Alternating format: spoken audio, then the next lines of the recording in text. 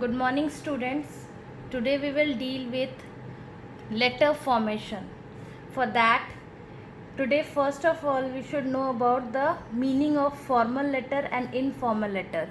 That means कि पहले आज हम लोग जब लेटर के बारे में जानेंगे तो उसमें फॉर्मल लेटर और इनफॉर्मल लेटर क्या होता है वो पहले हम लोग जान लेते हैं. तो फर्स्ट ऑफ ऑल डिफरेंस के लिए formal letters are written in formal language for official purposes, for example office purpose और school purpose, school principal etc. That means कि जो formal letter हम लोग लिखते हैं ना वो हम लोग किसे लिखते हैं, किसी official base पे लिखते हैं.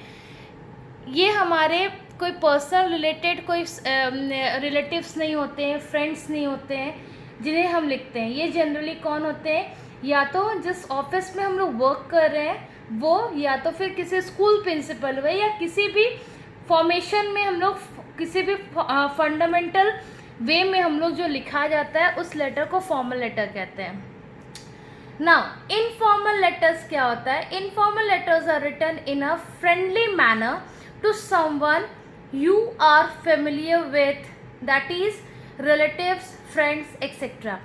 इनफॉर्मल लेटर्स जो होती है वो हम लोग अपने रिलेटिव्स को, फ्रेंड्स को, या जो भी हमारे क्लोज होते हैं जिनके साथ हम लोग अपने फीलिंग्स को शेयर करते हैं उनको लिखते हैं. इसमें जनरली कौन आते हैं, हमारे रिलेटिव्स हो गए, या अगर कोई भी ऐसे स्टूडेंट्स होते हैं जो बाहर पढ़ने गए हुए हैं तो अपने फ्रेंड्स को लिखें या अपने रिलेटिव्स में मम्मा पापा को लिखें. उस लेटर्स को इनफॉर्मल लेटर्स कहते हैं. Now note, it is said that it is much easier to write formal letters than informal, as the content of formal letter is simple and short compared to informal letter. ये note में मैंने क्यों लिखा है, that means क्या होता है कि जब भी हम लोग फॉर्मल लेटर लिखते हैं ना तो फॉर्मल लेटर्स की जो फॉर्मेट होती है वो उस पर हमें मार्क्स मिलते हैं. जैसे आप लोग 9th के बच्चे हो, 10th के बच्चे हो, तो आप लोग जब भी टेस्ट में या एग्जामिनेशन में लेटर फॉर्मेशन आता है तो कोशिश यही होना चाहिए कि लेटर अगर इनफॉर्मल है तो उसे ही हम अटेम्प्ट करें. उससे क्या होता है कि उसकी फॉर्मेशन में, खाली फॉर्मेट में ही आपकी मार्किंग बेस्ड रहती है, क्योंकि उसमें खाली फॉर्मेट ही रहता है और एक्स्ट्रा ज़्यादा कुछ हमें एक्सप्लेनेशन की ज़रूरत नहीं पड़ती है. That means in a formal letter वो हमारे रिलेटिव्स नहीं, हमारे फ्रेंड्स नहीं है, वो ऑफिशियल वे में है, तो उसके साथ मैं जितना ज़रूरत है मैं उतना ही उस लेटर में मेंशन करूँगी, नॉट मोर देन दैट. उससे ज़्यादा we are not suppose to write anything. But informal letter में क्या होता है, हमें उससे ज़्यादा फॉर्मेशंस नहीं रहता है, तो उसमें बॉडी, मतलब बॉडी इन द सेंस कि उसमें जो आप लिखे हुए हो उस पर मार्किंग होती है. So try to write formal letters than informal letters when it concern to a examination की बात आए तो. Now this is the format of formal and informal letter differentiations. Now next page, now we will go to the format of formal letter. इस format में what is the first way, always try, जैसे ये आपकी copy की page है तो हमेशा आपकी कोशिश यही होनी चाहिए कि आपकी लेफ्ट हैंड साइड में हम लोग इसका फॉर्मेट लिखते हैं. और अगर आप देखोगे कि फॉर्मल लेटर का जो फॉर्मेट है वो हमेशा बड़ा रहता है रिगार्डिंग टू इनफॉर्मल लेटर. इस फॉर्मेट में आपका सबसे पहले क्या आएगा, that is a name of the sender. Now अब आपके क्वेश्चन में जनरली वो मेंशन रहता है कि कौन सेंडर है, उसके नाम. अगर वो सेंडर का नाम मेंशन किया हुआ है कि कौन सेंडर मीन्स जो भेज रहा है, तो आप उसके नाम को यहाँ पे मेंशन करोगे. अदरवाइज अगर सेंडर का नाम नहीं दिया हुआ है तो you will write any name as you like to. Now जो सेंडर का नाम है, name of the sender, and then उसके नीचे उसकी एड्रेस होगी. एड्रेस माइट भी 2 लाइन की होगी या 3 लाइन की, not more than that. Then एक लाइन आप बीच में एक स्पेस छोड़ेंगे. यहाँ जैसे ये रूल्ड वाली पेपर है तो मैंने एक लाइन छोड़ दिया. अगर ये अनरूल्ड वाली पेपर होती तो आप थोड़ी सी स्पेस यहाँ गैप मेंटेन कर देंगे. Then it's comes a date. Date में जो आपकी प्रेजेंट डेट है, the date when you are writing this letter, वो डेट आप मेंशन करोगे. एंड देन 1 स्पेस देके आप टू लिखेंगे. टू मीन्स जिसे मैं भेज रही हूँ. Recipient, recipient means what, the जिसे मैं ये लेटर को सेंड कर रही हूँ. अगर क्वेश्चन में रेसिपिएंट का भी नाम मेंशन है तो you will right in that way only. अगर मेंशन नहीं है तो आप क्या करोगे, वो रेसिपिएंट का नाम एज यू लाइक वो आप डाल सकते हो. नाउ डेजिग्नेशन, उसकी क्या डेजिग्नेशन है. इफ़ आप किसी स्कूल रिलेटेड लिख रहे हो तो वो स्कूल की टीचर है, क्लास टीचर है, या सब्जेक्ट टीचर है, या प्रिंसिपल है, वो मेंशन करते हैं.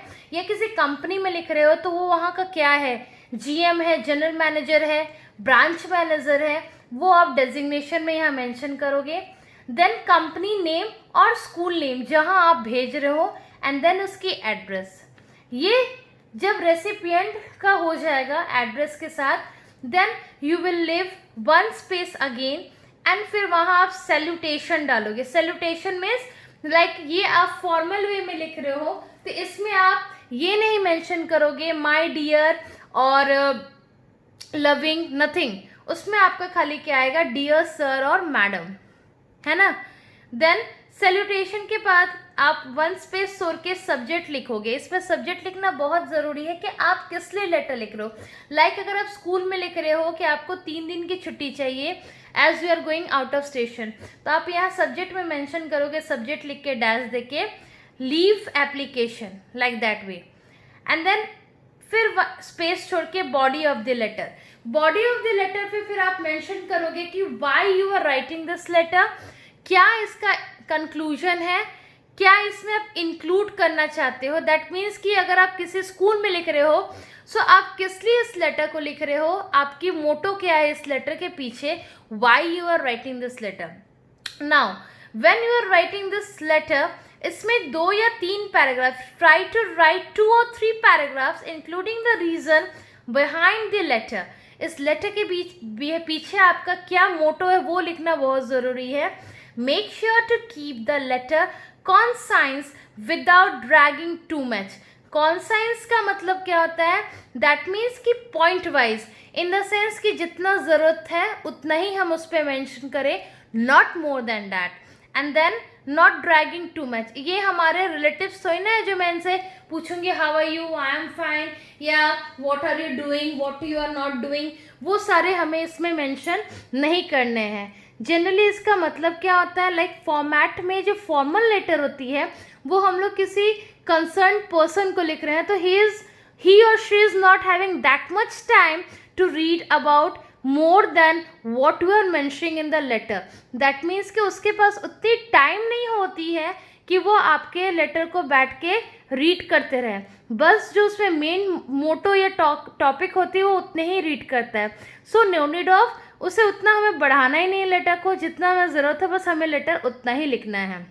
Then lastly you are supposed to thank that person, thank you for your consideration, wait for your response. That means आप उससे थैंक यू बोलोगे कि आपने मेरा लेटर पढ़ा और मैं आपके रिप्लाई का वेट करूँगी या करूँगा. And then after leaving 1 line you will write your sincerely. यहाँ पर हम लोग कभी भी योर लविंगली, योर फ्रेंडली नहीं लिखते हैं. यहाँ हमेशा हम लोग योर सिंसियरली लिखते हैं for giving respect to that person. Then your name and then your signature. Understood? This is the format of a formal letter. Now, coming to next page, this is the format of a informal letter. Informal letter में आप देखो कि ये कितनी छोटी लग रही है, बिकॉज इसमें भी आपको जैसे फॉर्मल लेटर की मैंने बात की तो फॉर्मल लेटर में भी सारा जो आपका एड्रेस था वो सारा लेफ्ट हैंड साइड में था, आप देख पा रहे हो. उसी तरह से अब जब हम लोग इनफॉर्मल लेटर में जाएंगे तो इसकी सारी एड्रेस जो है वो मतलब उसकी सारी जो फॉर्मेट है वो भी लेफ्ट हैंड साइड में जाएगी. ना इसमें सेंडर एड्रेस होता है पहले, the person who is sending, जैसे मैंने फॉर्मल में बताया था. देन उसका एक स्पेस छोड़ के डेट डाल देते हैं. And then salutation. यहाँ सैल्यूटेशन में आप डियर सर, डियर मैडम ना लिख के आप क्या लिखोगे, माय डियर लविंग फ्रेंड या माय फ्रेंड, कुछ भी उसका नाम. ठीक है, दैट मीन्स यहाँ सैल्यूटेशन में आपको क्या लिखना है, my loving friend and then उसका नाम. अंडरस्टूड? देन 1 स्पेस छोड़ के body of the letter. Now informal letter generally जैसे मैंने कहा था रिलेटिव्स एंड ऑल के लिए हम लोग लिखते हैं, फ्रेंड्स को एंड ऑल।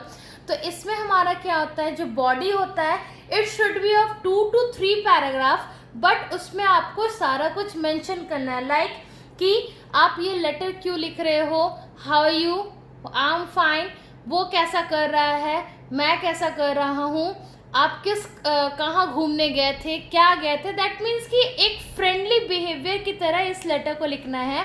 सो वो नियर अबाउट 2 to 3 पैराग्राफ उसमें मेंशन होगी। And that last concluding remarks, concluding remarks का मतलब क्या होता है, लाइक लास्ट में हम उसमें ये पूछ सकते हैं, अगर आप किसी फ्रेंड को लिख रहे हो तो आप पूछ सकते हो कि हाँ अंकल आंटी कैसे, how uncle aunty is doing, और इसमें लिख सकते हैं give regards to uncle and aunty. या अगर आप अपने फ्रेंड्स कज़न को लिख रहे हो तो उस पर आप लिख सकते हो give regards to uncle and aunty, या give my loving words to my another, कोई कज़न है उसका नाम देके give loving my love to Rahul या अमन, ठीक है, ये आप यहाँ मेंशन कर सकते हो। एंड लास्ट में क्या है यहाँ पे कॉम्प्लीमेंट्री क्लोजर। कॉम्प्लीमेंट्री क्लोजर में क्या होता है, यहाँ पर एक्स्ट्रा जो मैंने कंक्लूडिंग में कहा ना, वही चीज़ आप कॉम्प्लीमेंट्री में भी यूज़ कर सकते हो। दैट मीन्स ये दोनों एज अ सेम वर्क करेगा। एंड देन लास्ट में आपका क्या है, 1 स्पेस छोड़ के यहाँ signature, no need of putting date and nothing. और ना ही जैसे अगर हम फॉर्मल की बात करें तो यहाँ पर जैसे हमने नेम लिखा था और उसके नीचे अपनी सिग्नेचर डाली थी, बट इन फॉर्मल में what you have to do, no need of writing your name और nothing, only you put your signature, understand. So ये रहा आपका topic for difference between formal and informal letter. And then what is the format of formal letter and informal letter, so that आप go through करें इसे, kindly go through this format properly, so that in next class when I am going to give you one letter of each, दोनों के बारे में जब मैं letter आपको लिखवाऊंगी, so it will be more clear and आप उसको अच्छे से पढ़ पाओगे। then क्या होगा कि आप आगे अच्छे से लेटर को फिर फॉर्मेट कर पाओगे। Thank you students.